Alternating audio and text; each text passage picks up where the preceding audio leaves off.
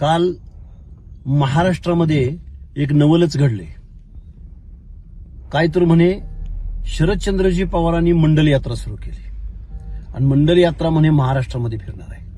माननीय पवार साहेब, एक गावाकडे म्हणे, अघटित घडली वार्ता आणि लांडगे गेले तीर्था किंवा कोले गेले तीर्था.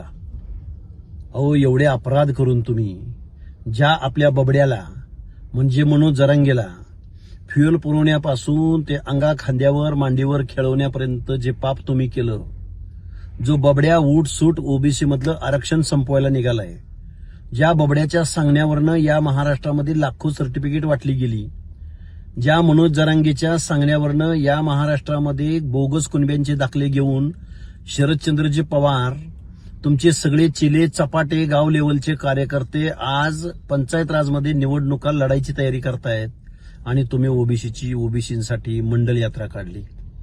खूप वाईट वाटतं हो पवार साहेब.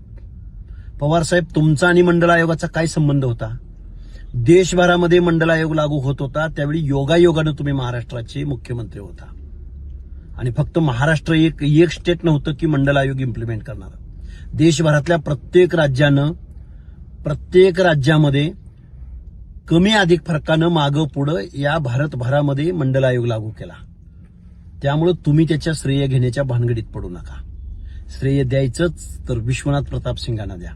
श्रेय द्यायचंच तर ही मंडल आयोगाची लढाई लढणाऱ्या सर्व कार्यकर्त्यांना श्रेय द्या. महाराष्ट्राच्या भूमीत बोलायचं तर दिबा पाटलांना श्रेय द्या, बबनराव ढाकणेंना श्रेय द्या, महाराष्ट्रातल्या अण्णासाहेब डांगेंना श्रेय द्या, महाराष्ट्रातल्या शिवाजीराव बापू शेंडगेंना श्रेय द्या.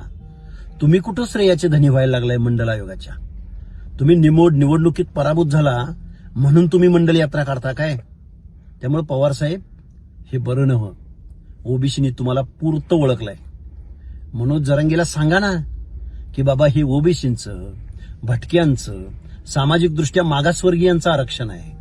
मनोज जरांगेला बोलवा एकत्र आणि त्याला सांगा कशाला मंडल आयोगाची यात्रा काढताय, मंडलाची यात्रा काढताय. भाजपवर उठसूट मंडल कमंडल असं काय काय बरेच म्हणाला तुम्ही, पण त्याच्या अगोदर बाबासाहेबांना कायदेमंत्री पदाचा राजीनामा कुणी द्यायला लावला होता?